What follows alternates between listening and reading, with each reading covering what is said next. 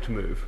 The question is, as on the order papers. Members of that opinion say aye. Aye. Of the contrary, no. The ayes have it. The ayes have it. And now we come to motion number 4 on banks and banking. Minister to move. I beg to move. The question is, as on the order papers. Members of that opinion say aye. Aye. Of the contrary, no. The ayes have it. The ayes have it. I beg to move. This House do now adjourn. The question is that this House do now adjourn. Liz Twist. Thank you, Madam Deputy Speaker, and I'm glad to have secured this debate on the government response to job losses at the De La Rue site in Gateshead. And I know that you, Madam Deputy Speaker, take a particular interest in this debate, as you have a De La Rue site in your constituency of Epping Forest, and I thank you for the concern you have expressed for the staff in Gateshead. Madam Deputy Speaker, on the 25th of March 2018, I stood in this chamber as a fairly new MP to ask an urgent question of the Home Office about the awarding of the contract to produce UK passports to Franco-Dutch company Gemalto, rather than to De La Rue, who produced the passports at Team Valley in my constituency of Blaydon. The De La Rue site, which quite literally prints money, as well as producing passports, is one of the industrial jewels in the Gateshead crown. It produces high-quality, nationally important products with great skill and in highly secure conditions, and the staff there are highly skilled and trained and well paid. These are quality jobs, and staff are proud of the work they do there. They don't just come from my constituency. They travel from a wide area around, and I know that honourable members from across the North East will also have staff who are their constituents working at the site. In 2018, and despite huge public support for keeping passport production in the North East and in the UK, despite newspaper campaigns, despite meetings with government ministers, the contract was eventually awarded to Gemalto. UK passport production was to be offshored, with blank books, a highly valuable commodity, being produced overseas, and just the personalisation to be done in the UK. Decisions were based primarily on cost via the procurement process started in 2017, when really, in my view, the government should from the start have taken a more strategic view, as indeed some other EU countries have done, believing that passport production is essentially a part of the integrity of our security system. And I don't absolve, by the way, De La Rue's senior management at that time of getting the price wrong, but my concern is for the staff who worked so hard and with such great pride to produce a secure, quality passport for Great Britain. We must learn those lessons for the future when we reconsider the passport contract, but meanwhile, De La Rue employees are bearing the after effects of that decision. The loss of the passport contract meant the loss of 200 jobs as the contract came to an end, with a start date for the new contract of July 2019. But more job losses were to follow. In June 2019, a further 170 jobs were lost at Gateshead, this time from the currency production side. One of the 2 currency production lines, printing banknotes, was closed down as the company looked to reduce costs in the aftermath of the loss of the passport contract. Work was again transferred from Gateshead to the company's other sites, including those in Gibraltar and Kenya. And to add insult to injury, Madam Deputy Speaker, Chief Executive Martin Sutherland stood down with a bonus worth more than 30% of his executive pay of £197,000, as staff pay was frozen and 48% of shareholders voted against De La Rue's remuneration report in June 2019, and the future of the company looked very uncertain. Staff at the Gateshead site were facing redundancy. As The Guardian wrote in November 2019, the farewell bonus for Sutherland, who finally departed last month, now looks like a wretched joke about a licence to print money. But sadly, not a joke for the staff who actually printed the money for De La Rue. And each time I visited the site, talked to staff who are incredibly proud of the work they do and the responsibility that they carry. And when I talked to their union, Unite, about trying to save those jobs, and each time their top management told them they would be looking to bring more work to Gateshead to replace the passport contract. But none materialised. And then last week, Madam Deputy Speaker, as the company financial reports were released, news came of the proposal to end production of currency at Gateshead, with the loss of 255 jobs, leaving only 90 jobs in highly specialised functions at a site which just a few years ago had over 600 jobs. And for many staff, not on shift when the stock markets opened, the news first reached them via the Chronicle website, social media, a text from friends, or local TV and radio news. The staff deserve better than this, Madam Deputy Speaker. And once again, work previously done in Gateshead will be moved to De La Rue's other sites in the UK or overseas. There is a direct link between the decision to award the passport contract to Gemalto and the job losses across the Gateshead site. Because of the number of redundancies, there is now a consultation period of 45 days, and I will be working with Unite and echoing their call for this decision to be reversed and for work to be kept at the Gateshead site. And last week, I spoke to the current Chief Executive and Chairman to let them know my anger at this decision and to support Unite's call for it to be reversed. And I will keep on pushing hard for this throughout the consultation period. But the government has a responsibility in this too.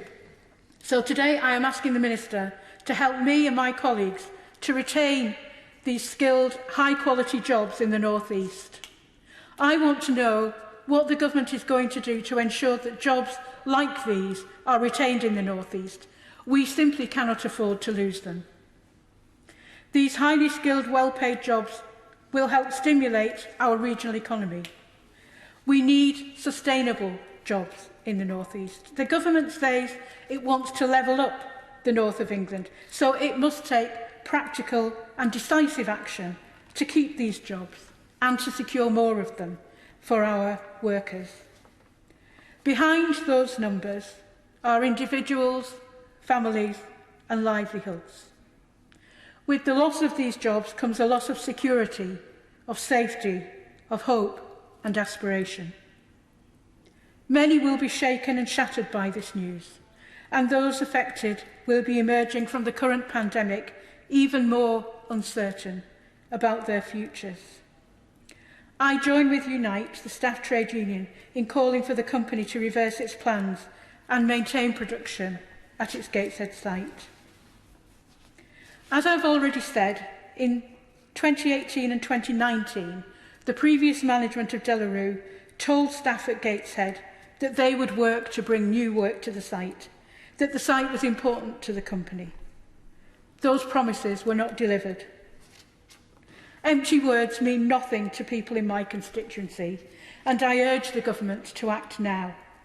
It can start by ensuring De La Rue's site is maintained, and that the contract to produce passports is returned to the UK as a matter of urgency.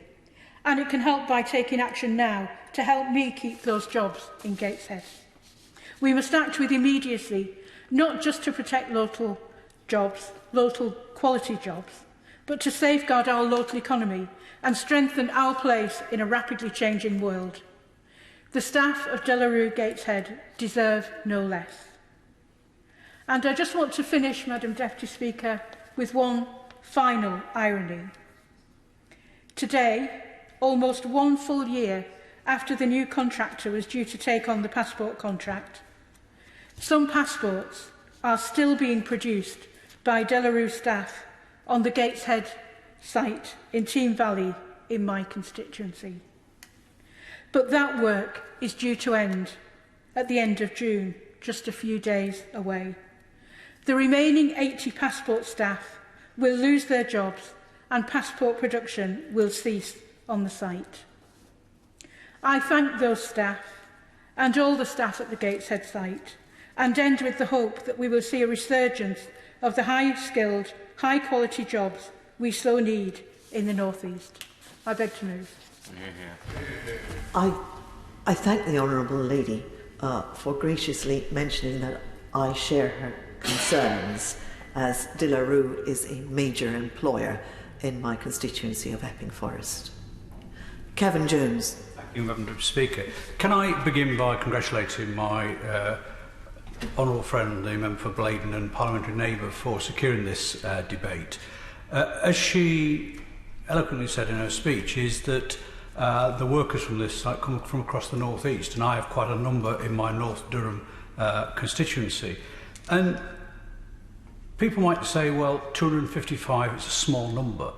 Well, no, it's not, because it's the type of jobs that we're talking about. These are high quality, well-paid jobs. And the individuals that work there have worked there for many years in some cases, dedicated their lives to producing top quality banknotes and latterly passports. So the decision to award the passport contract, I always thought it was quite ironic, is that the government said much about withdrawing from the European community and saying that somehow great that we're going to get the blue passports back, although when I look at this it's more black than blue, that they should then find that they're going to be printed abroad. And I know in the last few days people have been saying, well, the reason why the government had to do that is because of Europe, it was European procurement process. Well, that is complete nonsense, Madam Deputy Speaker, because no other European nation has done this. They've taken the quite right decision, I think, as seeing their passport, the integrity of the passport system, as being critical national infrastructure. It's part of their key manufacturing capability, and that's what should have happened with this contract. Now, I do share my honourable friend's comments about some of the management at De La Rue over the years, but you know, if you're talking about the North East, we are going through dark times at the moment in terms of pandemic. And I spoke in the last debate. Unfortunately, it's going to get a lot worse in the North East because not only in terms of the pandemic affecting the North East in terms of mortality and higher rates than other areas, the economic impact is going to be massive. So this is a further blow to the North East economy. And it's one which we should be looking at and seeing how we can actually reverse this decision. Because in the next coming months and years, the government has got to step in and has got to actually direct contracts and support to those regions such as the North East that need that support. Without that, we're going to leave a situation where we will have, as I've just referred to in the previous debate, a return to the dark days of the 1980s in the North East, where unemployment will be at record levels, and the lost generation which we saw in the 1980s will be repeated again, and we can't afford to do that. These are high quality jobs. They're very sought after jobs. I mean, to speak to anybody who actually works there, they're quite proud of saying they work for De La Rue, because it is such a not only well paid, but not only highly skilled, but the pay is decent, and also terms and conditions were good. But you just don't lose those type of jobs in a region like the North East easily. They're not going to be easily replaced. And I hear a lot from the Prime Minister about levelling up and investment in the regions. Well, you know, he could do something now about this by reversing the issue on the passports. And if we are going to have a growing economy, and the North East went through a terrible time in the 1980s and 90s, but we have turned the corner in some areas. But we're not going to do it in this current pandemic without some direct government support. You know, it saddened me this week, for example, when I learnt that the government's decision to award the Vaccine and Manufacturing Innovation Centre, Oxford. Now, why Oxford? Well, my right honourable friend, the member for Worley asked where was the other site? The other site was in the northeast. So where they can actually help the northeast, they're clearly not doing it still. This has got to be changed. We can't have a situation whereby jobs are going to be lost, but also I think in terms of what should be retained in the north, in the UK, in terms of UK manufacturing, should be retained in the northeast and England. That was a government decision. And they can't get away from the fact that was a government decision. It needs replacing. Without that, the government's got to step in somehow to actually ensure that those type of jobs that were being lost here are going to be replaced. Minister Nadim Zahab. Thank you very much, Madam Deputy Speaker. And I want to, it's custom to congratulate the Honourable Member for securing this afternoon, but I think congratulate is the wrong word. So I'm going to commend the Honourable Member for Blaydon for this debate. I don't think it's anything to congratulate anyone about with the job losses that we are discussing here today. And I know, Madam Deputy Speaker, you take a special interest in this because of Epping Forest and the Delarue presence there. I'm grateful for the Member for North Durham for his customary courtesy of letting me know that he was going to speak in this important debate this afternoon. I think it's also appropriate to take the opportunity to thank the Honourable Lady and other members, and importantly all public, private and community and voluntary sector partners across Tyneside and the North East for their outstanding work and support during these challenging times. Tyneside and the broader North East are a major industrial and manufacturing hub for the United Kingdom. It is a critical centre for the UK automotive industry, with the region typically producing over 500,000 cars a year. It is also a centre for producing medicines and healthcare products. The member from North Durham mentioned the VMIC in Oxford. There's much more work to do, and I am absolutely passionate and focused on working with the North East on the future. Of course, but I was going to say on the future of the life sciences sector in that region. Do you need to do something about it? Because there were two shortlisted sites according to the response Member Worley got, which was Oxford or the North East. If he really wants to level up and actually put investment in the North East, why didn't he actually insist and put it in the North East? I'm grateful for the Honourable Gentleman. The VMIP project actually was already awarded and was happening. All I did was bring it forward by 12 months so that we actually can have it ready by the summer of next year, not the year after. But I am grateful for his passion and quite rightly holding the government to account of what we will do in the North East, a key region for developing offshore and renewable energy technology as well. We have been committed to ensuring that Tyneside and the North East remain a key manufacturing development hub as well. He speaks of the life science development. Of the 3.4 billion that the government has committed to growth deals across the Northern Powerhouse, 379.6 million, almost 380 million, Madam Deputy Speaker, has been allocated to the North East LEP area. I'm pleased to say that Gateshead has directly benefited from this investment, including just under 1 million for Proto, a state-of-the-art research and development facility for emerging digital technologies, and 5 million for the development of a new 12,500-seat arena, conference and exhibition centre on a 10-acre site at Gateshead Quays. I would also like to acknowledge the work done by the North East Local Enterprise Partnership. Skills, employment and economic inclusion are at the heart of the North East LEP Strategic Economic Plan, which was refreshed in 2019. Of course I will. Thank you. I thank the Minister for his comments about the Proto development, which I'm familiar with, and the Gateshead Quayside development, both of which we're enormously pleased with and proud of, the councils working in partnership with others.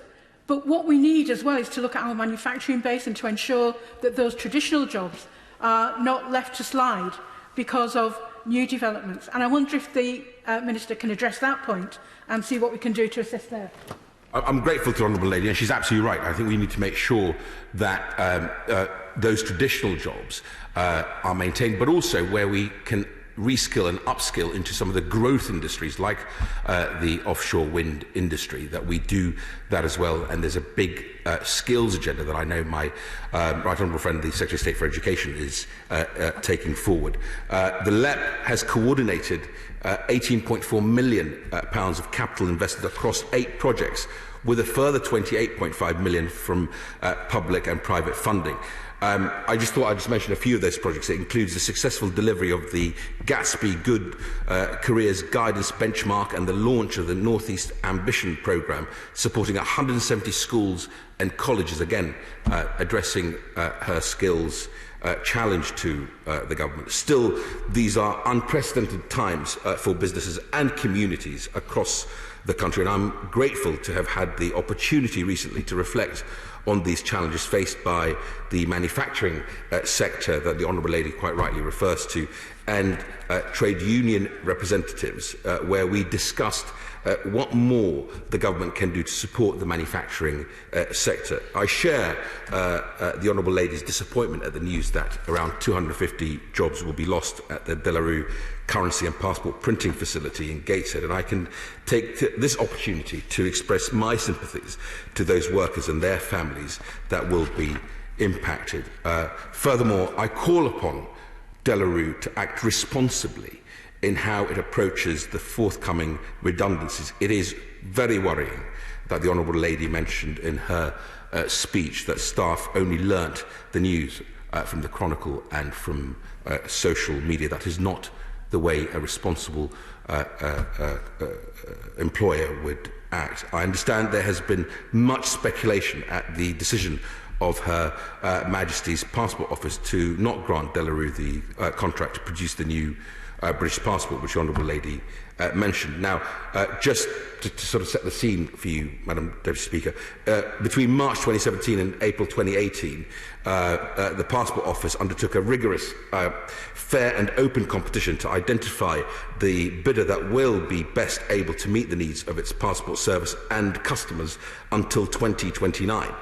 This included real, in-depth due diligence to ensure any bidder was capable of delivering the contract within the quality standards set out.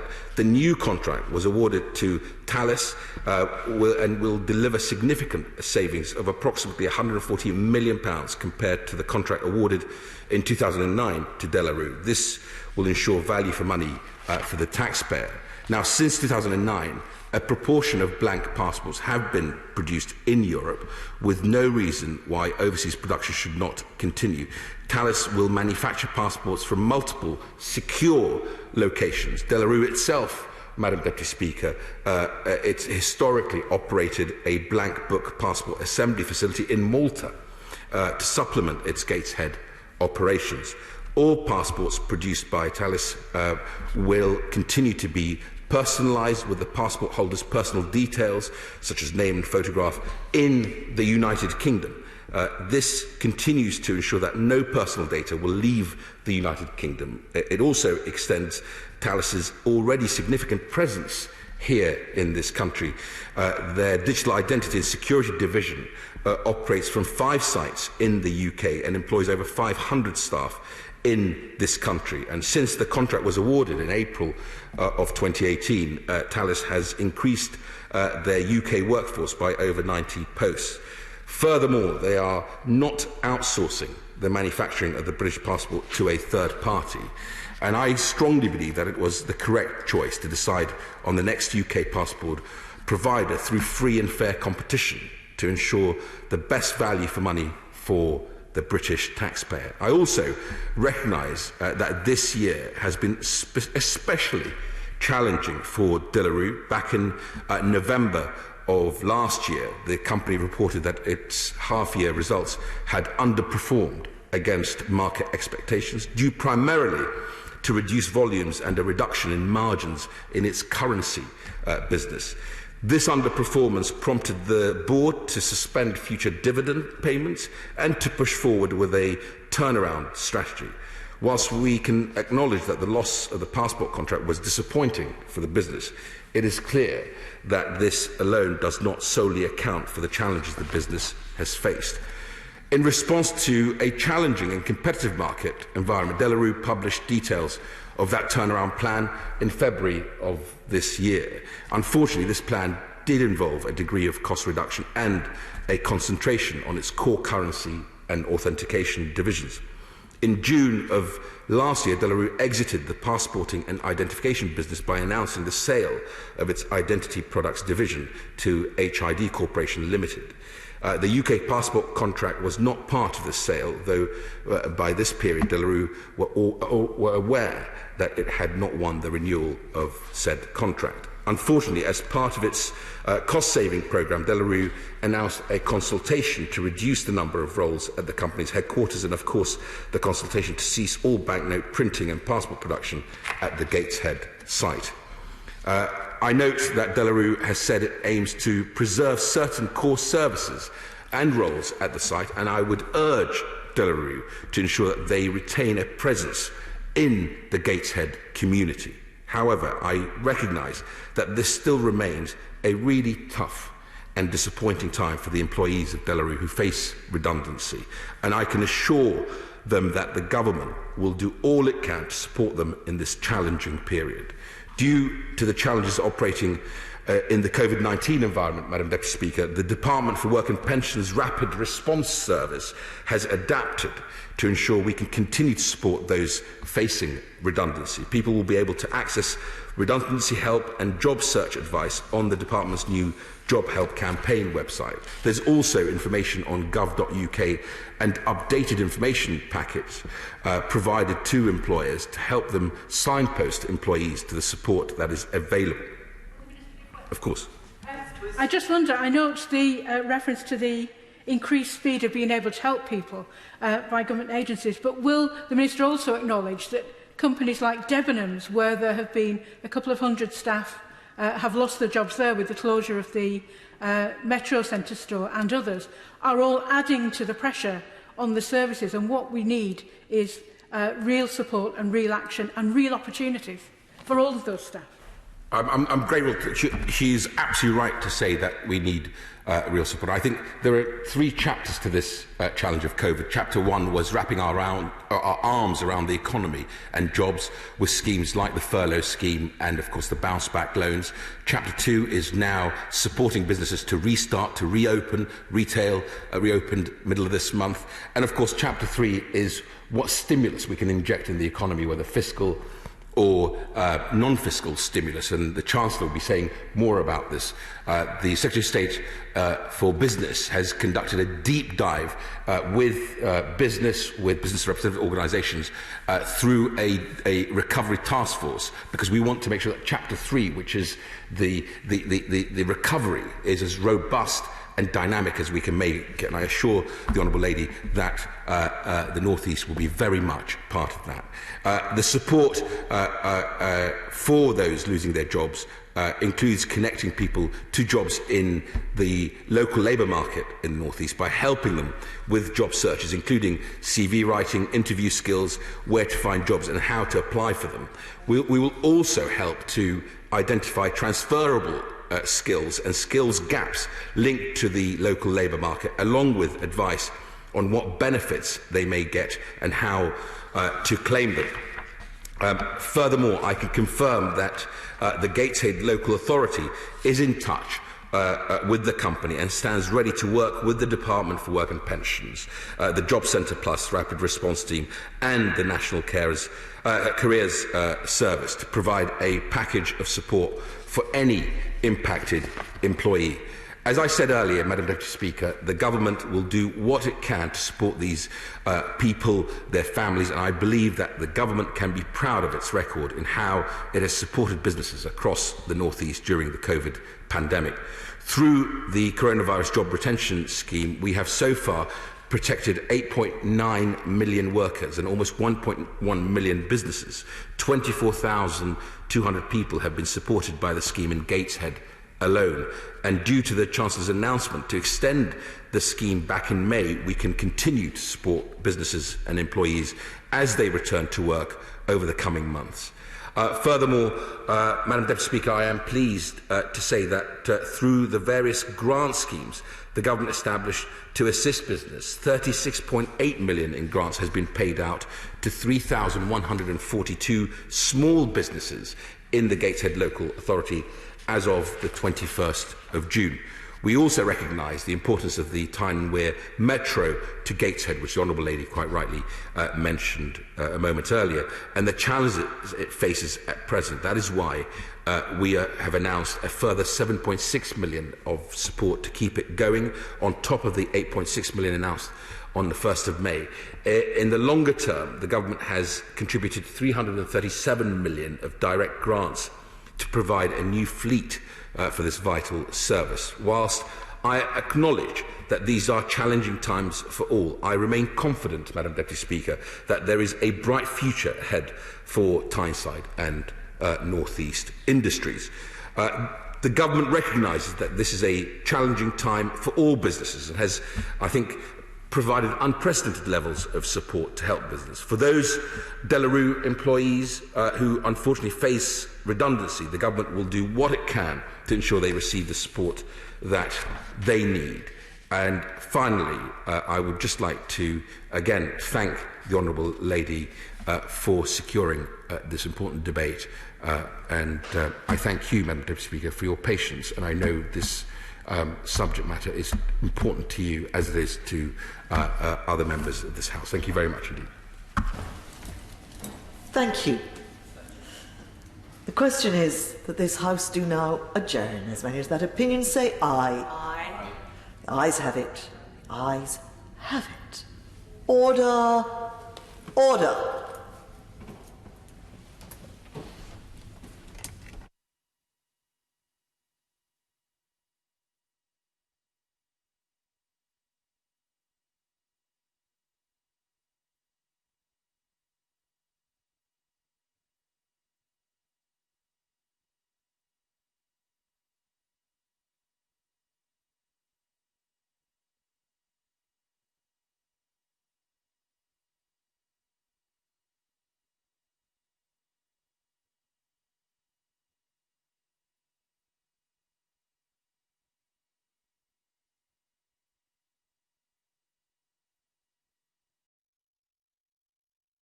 The proceeding has ended.